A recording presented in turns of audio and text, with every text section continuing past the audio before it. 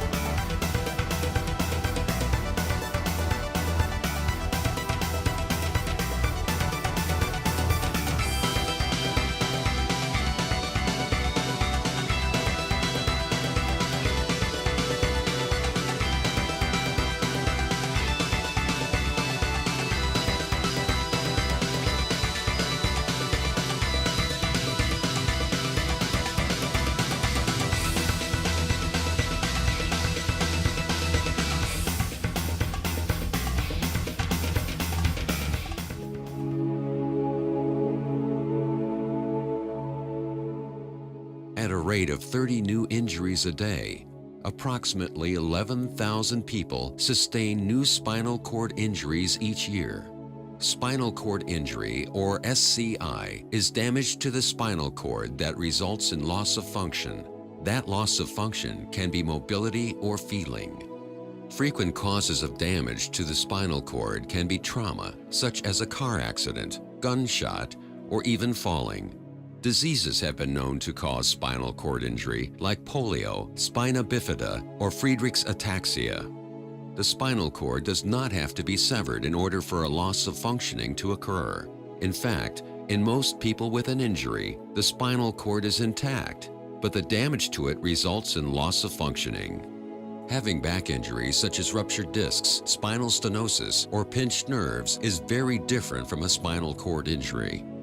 A common misconception about when a person breaks their back or neck is that they are suffering from a spinal cord injury.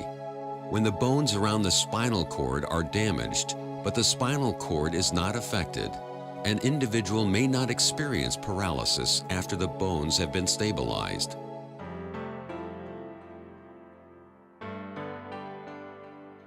In 1968, at the young age of 21, Charlie Ekizian had gone to Wollaston Beach to enjoy what he thought would be a beautiful summer day. But something else happened and changed his life forever. I went out on the jetty, which is a series of rocks, and I stood on the end of one of the rocks. And as I was standing there, I got a real ominous feeling not to dive. It's kind of like a sixth sense, don't do it. Fighting the urge, Charlie fed into his temptation and thought differently about the situation. I argued with the voice. I said, that still small voice, I said, oh, what could possibly happen? It's like diving off a tabletop. Charlie then dove in, thinking that nothing bad would happen to him. So I dove real shallow, and I woke up, I was rolling around on the bottom of the ocean. And I thought to myself, well, what am I doing here? Charlie's first instinct was to try and kick off from the bottom of the ocean floor to surface, but he could not move. And I knew right then and there I had done something serious, real serious. Charlie couldn't move and could barely move his arms. Panicked and out of air, he thought the unimaginable. I knew it was pretty serious, and I really felt that I didn't want to make the surface. I was thinking, wait a minute, I remember the thought coming through my mind, do you want to be crippled or dead? So I chose dead. Preparing to create his own fate, Charlie remained calm while underwater. He had psyched himself up to experience the drowning that he would go through. But all of a sudden, life had chosen a different path for him. I guess there was a lot of blood in the water, and a girl came by and tried to pull me out, and she could barely swim herself. And I said, no, don't save yourself. And then there was a lieutenant, a retired lieutenant from the fire department, and he dove in and pulled me out. Charlie had suffered from a C5, C6 spinal cord injury. Due to the severity of the injury and amount of spinal damage, the doctors at the time informed Charlie that he would never be able to raise his arms over his head or even lead a normal life.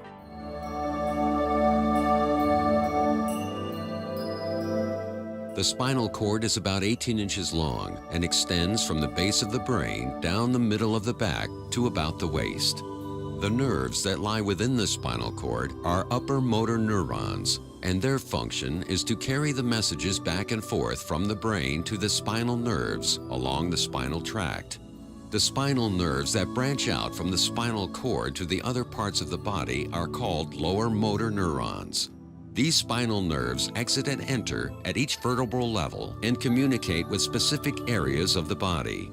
The sensory portions of the lower motor neurons carry messages about sensation from the skin and other body parts and organs to the brain.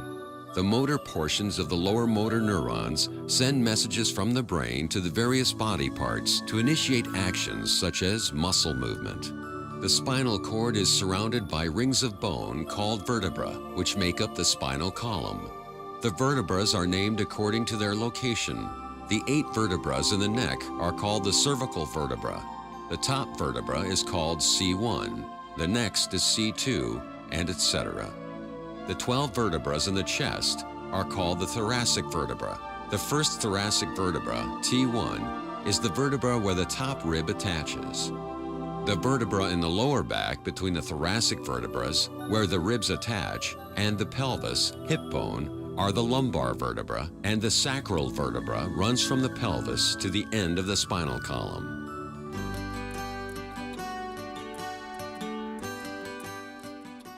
After Charlie's accident, he was determined to live and make the best of it.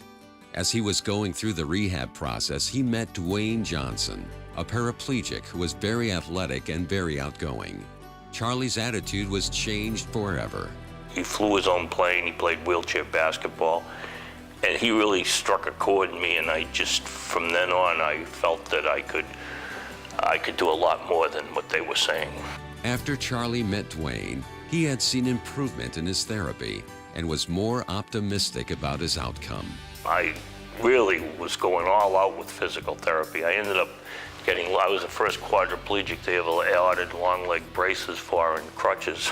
They said, this is crazy, but we're gonna, you've gone through all the exercises we had for quads.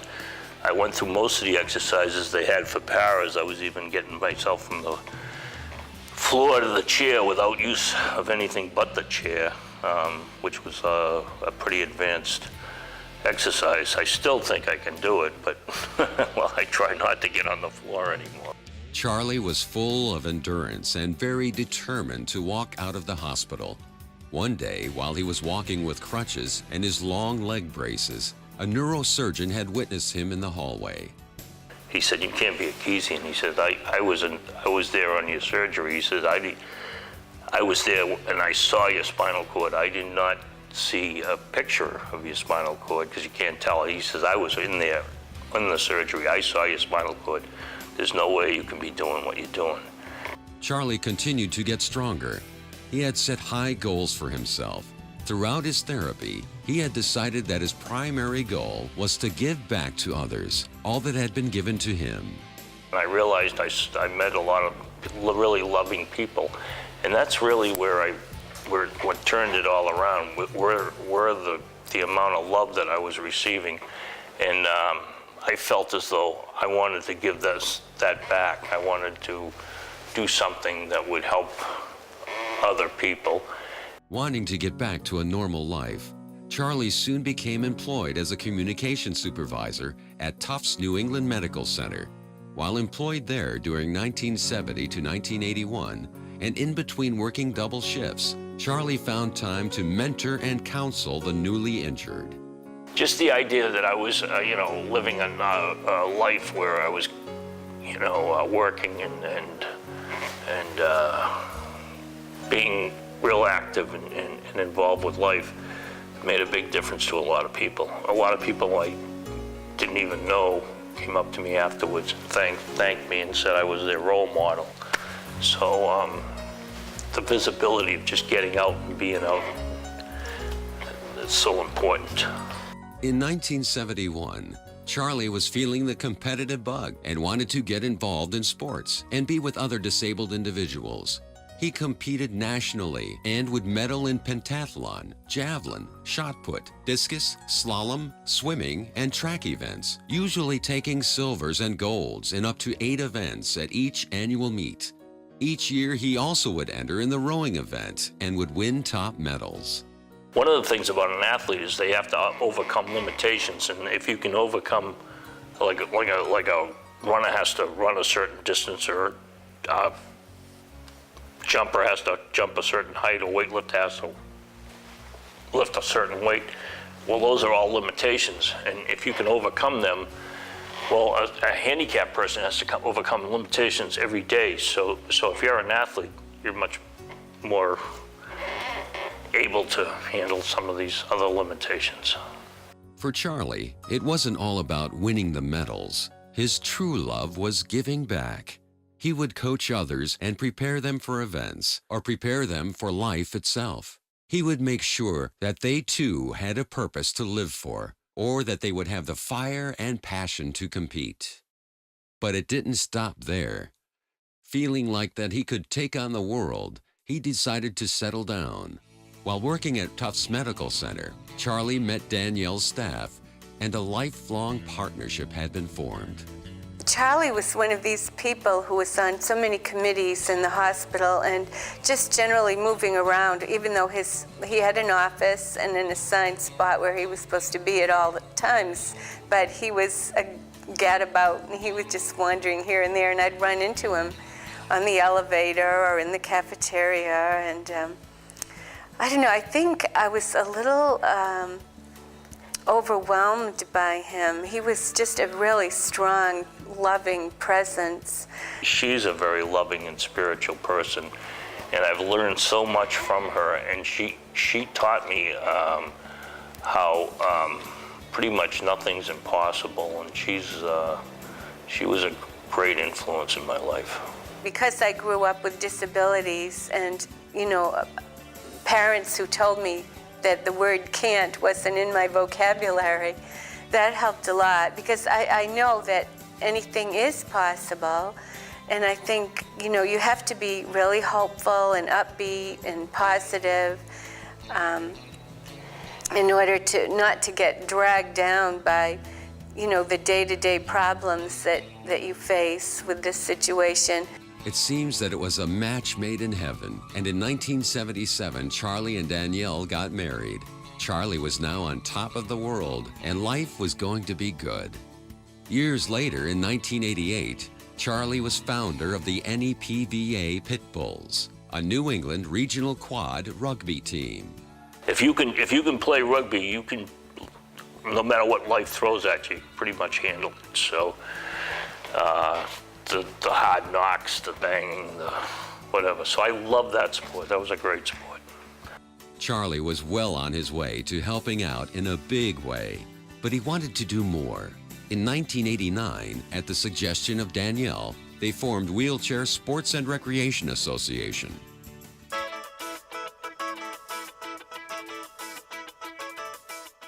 Wheelchair Sports and Recreation Association, located in the Boston area, has one primary objective: to introduce individuals with spinal cord injuries or similar disabling conditions to a stimulating recreational environment as soon as possible after hospitalization or primary rehabilitation, and to involve them in life sports and recreation.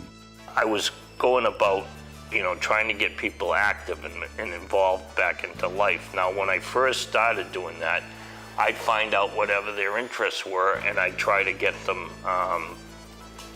back to it. But most of their interests were in like a bar or something like that, or they hung out with this, you know, group. And so I'd get them back there, and then I'd realize, well, that's not a good thing. I have to find something that's a little bit more healthy. And Charlie was always, from the time I knew him, he was doing all the activities that we later formalized into Wheelchair Sports and Recreation. It's just that formalizing the organization gave us the ability to do fundraising to help make the activities, you know, expand the activities. And also it gave Charlie more credibility to go into the hospitals and do peer counseling with newly injured, spinal cord injured, as the leader of a viable nonprofit, you know, charitable organization. Charlie and Danielle would hold annual wheelchair sporting events among able-bodied and disabled teams and individuals to further the support and understanding of living with a disability. They also made sure that Wheelchair Sports and Recreation Association would provide counseling and therapy to facilitate the effective use of adaptive sports and recreational techniques as tools toward increased independence and optimal health and fitness.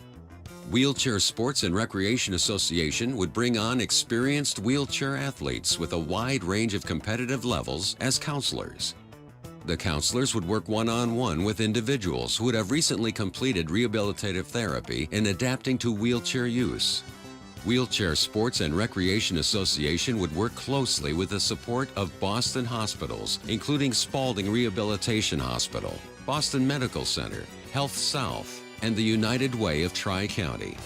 Charlie and Danielle had worked very hard at making Wheelchair Sports and Recreation Association a huge success. They had encountered a wide range of individuals throughout the years. Some of their proudest moments have been when they helped the young newly injured train for the U.S. Paralympics. Nothing I've ever done in my life has ever given me more happiness, satisfaction than doing that in the early years. In the later years, I ended up doing a lot of office work and so on. But in the beginning, I was able to touch the lives of other people, and I felt like we made a huge impact on so many lives, not just the lives of the spinal cord injured, but their families and the other people around them. Since the creation of Wheelchair Sports and Recreation Association, hundreds of disabled have participated in programs such as sled hockey, adaptive kayaking, rowing, hand cycling, basketball, and ice sailing. Wheelchair Sports and Recreation Association has given back in many ways, starting with getting the newly injured interested in things outside their injury, but also making modifications to parks and sponsoring adaptive sports exhibitions. Wheelchair Sports and Recreation Association is a legacy that Charlie and Danielle have passed on to others. With the accomplishments that they have done with this organization, one could only imagine the rewards that they got while breathing life into it throughout the years. The end result was always way more than we had ever anticipated. You know, we'd get all kinds of news coverage on TV coming out of nowhere, and, you know, front page articles in the papers, and people would be coming in to witness to, you know, how we'd impacted their lives. We were just amazed at the result. Today, the Wheelchair Sports and Recreation Association is still active. With the newly injured, there will always be an organization like Wheelchair Sports and Recreation Association that they could fully utilize to make their transition an easy one.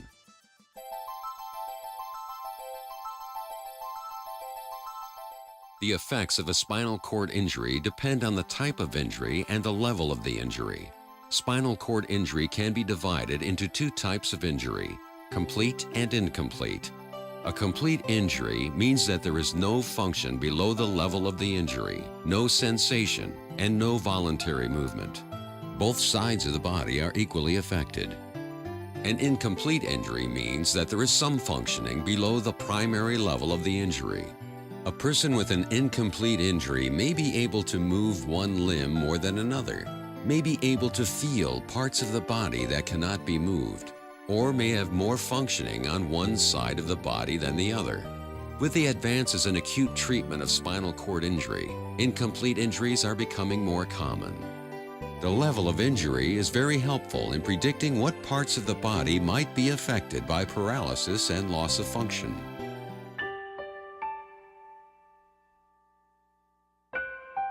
Before World War II, most people who sustained a spinal cord injury died within weeks of their injury due to urinary dysfunction, respiratory infection, or bed sores. With the advent of modern antibiotics, modern materials such as plastics and latex, and better procedures for dealing with the everyday issues of living with spinal cord injury, many people approach the lifespan of non-disabled individuals. Interestingly, other than level of injury, the type of rehab facility used is the greatest indicator of long-term survival. This illustrates the importance of and the difference made by going to a facility that specializes in spinal cord injury. People who use vents are at some increased danger of dying from pneumonia or respiratory infection, but modern technology is improving in that area as well. Pressure sores are another common cause of hospitalization, and if not treated, death. Currently, there is no cure for spinal cord injury. There are researchers attacking this problem, and there have been many advances in the lab. Many of the most exciting advances have resulted in a decrease in damage at the time of the injury. Steroid drugs reduce swelling, which is a common cause of secondary damage at the time of injury. Other advances that have been made deal with neurotechnology, Neurotechnology is the application of technology to the human nervous system to improve functions throughout many parts of the body. Hundreds of thousands of people with neurological or psychiatric disorders have already been helped by neurotechnology. For instance, cochlear implants help restore hearing to the deaf. Neuroprosthetics provide movement to the paralyzed, and spine stimulators give relief to those with chronic pain. These are just a few examples of the many neurotechnologies available today.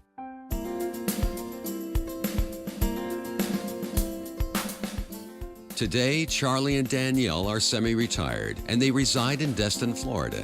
They still do some work with the Wheelchair Sports and Recreation Association, but are looking into bringing new projects to the local area.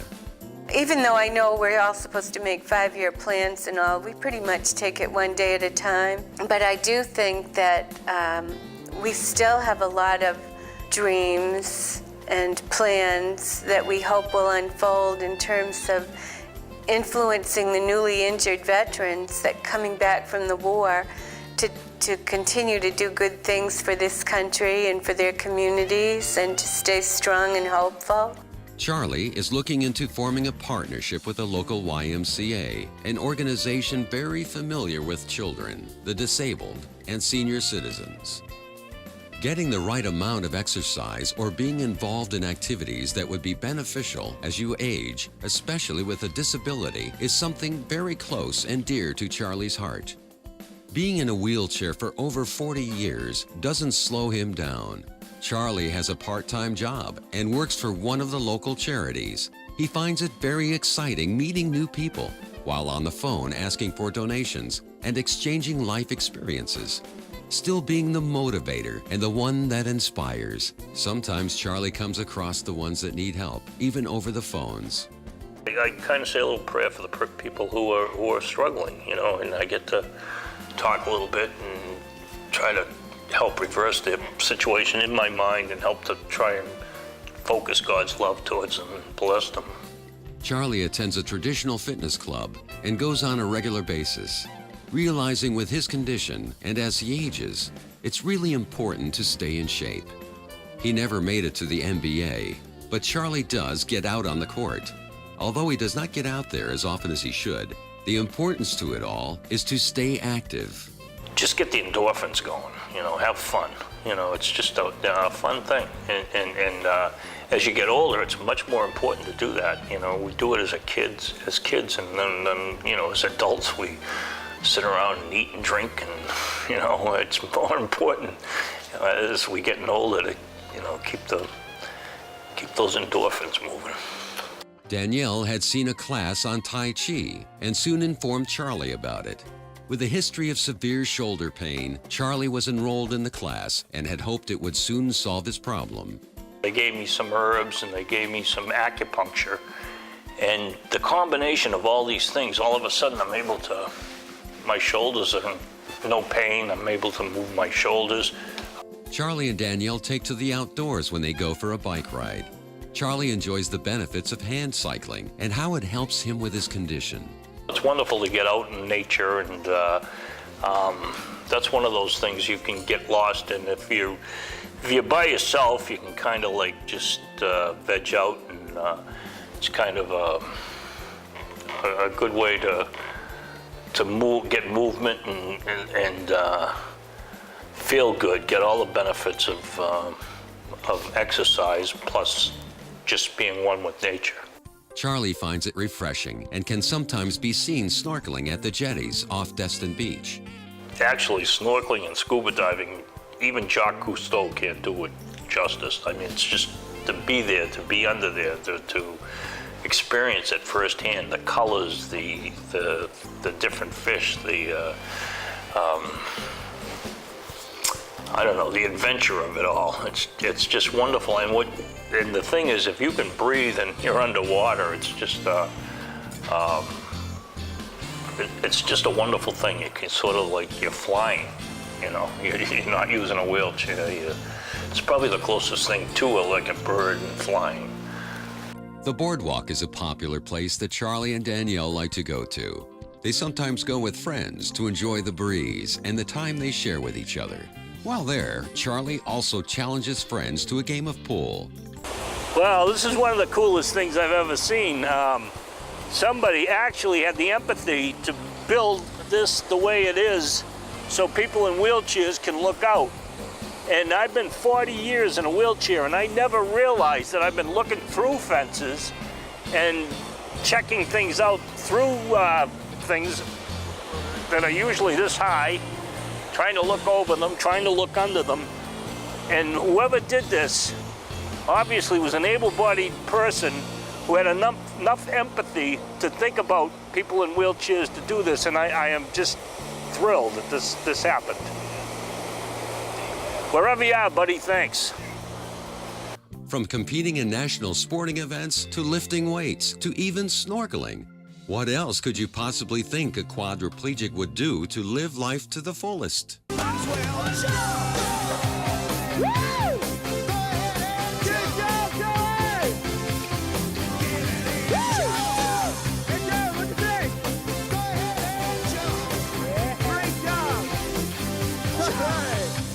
Diving is how I ended up in a wheelchair to begin with, and here I am on this platform looking down saying to myself, how's a 47-year-old quadriplegic get himself into these messes? And there was this big cushion at the bottom, and I thought, well, you know, worst comes to worst, I'll land in that. And it looked like you could pause, you know, sitting on the edge of the thing, I look down and I think, oh my God, that thing looks like a marshmallow. I might miss it, you know. And so anyway, it was an interesting experience. It was a real adrenaline rush.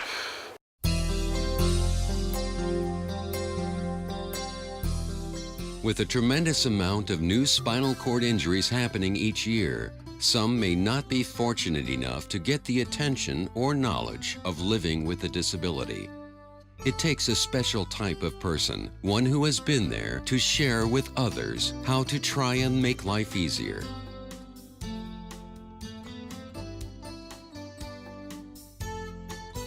Okay, I'm on my way up to lift some weights, do some working out. But what I usually do is warm up, and I come down and get some sun. I'll usually have a tank top on or something because I want to get sun on my shoulders and sun on my face. I want to get the vitamin D. And I only do about 20 minutes of this. It's a little warm today, and that's dangerous for a quadriplegic to be out in the sun this any length of time. So what I'm doing right now is just a little stretching.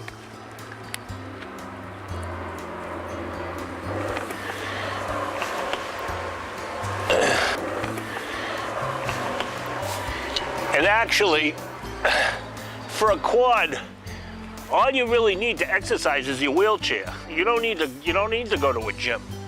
You know, whereas you don't have great hands and stuff, you can use your other arm to use the resistance so that you can do curls, you can do push downs, whatever. I mean, you know, and if you really want to, you know, really get a good workout, hold it for 12 seconds. Like this. What I'm doing is hunching my shoulders and I'm flexing my arms. And I'm holding it for 12 seconds. Now I'm doing the another movement where I'm actually using my arms to push out. Don't forget to do both sides. I'm also like, and again, hold it for 12 seconds. Now I'm pulling up on my arms. There's several exercises you can do.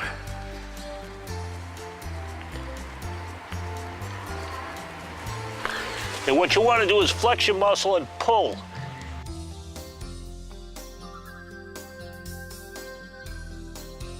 The thing about hand cycling is it's important to have another motion other than just pushing a wheelchair.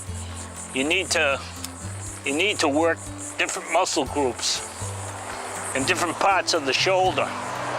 When you're dealing with small muscle groups, it's important to cross-train. It's important to get out and do different activities that'll help you use a different set of, maybe the same muscles, but in a different way.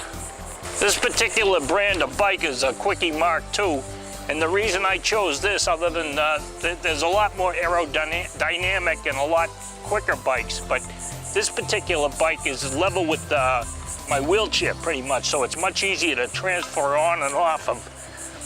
And I recommend every quadriplegic to make sure that they can, before they buy a bike, make sure it's an easy transfer on and off the bike, otherwise they won't use it.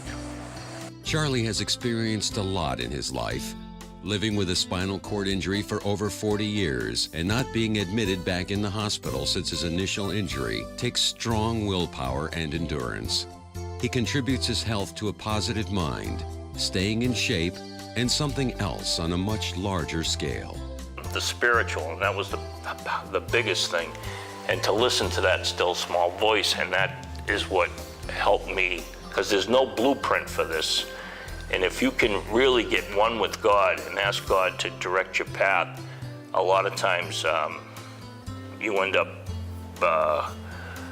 finding ways of staying strong and keeping fit and things like that.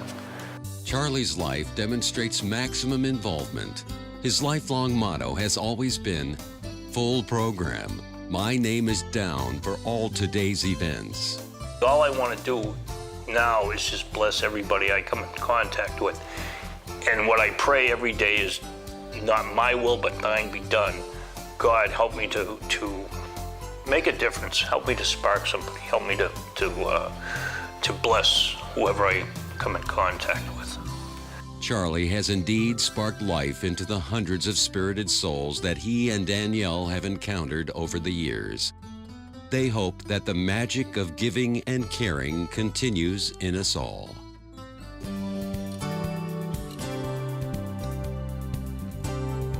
In my day, there was no such thing as a cure. They said this is totally impossible. Once you've severed your spinal cord, it's gone. You can't reattach it or whatever. Now they've got hope. And the deal is, though, with the hope, the day may come. I've been 40 years in this chair, and hopefully nobody today with a spinal cord injury will have to say that. But the deal is, you've got to be in the best possible shape you can be in. You've got to be able to handle whatever comes down the line. So you've got to be in tremendous shape. So it's like you're training for a heavyweight fight, and it doesn't matter what level you are. Whether, if you can't move a thing, you can still do breathing exercises. You can still do prayer. You can still do meditation. You can watch your diet. That's something I wish I had paid more attention to. It's important to stay in the best possible shape of your life, because when that cure comes, you better be ready for it. Because when it comes, you're going to have to retrain all the muscles that have been atrophying and out of shape. So get psyched, get in shape. And for you veterans coming back, just know that you're still heroes, and the battle's not over. And you got to get out there and show them.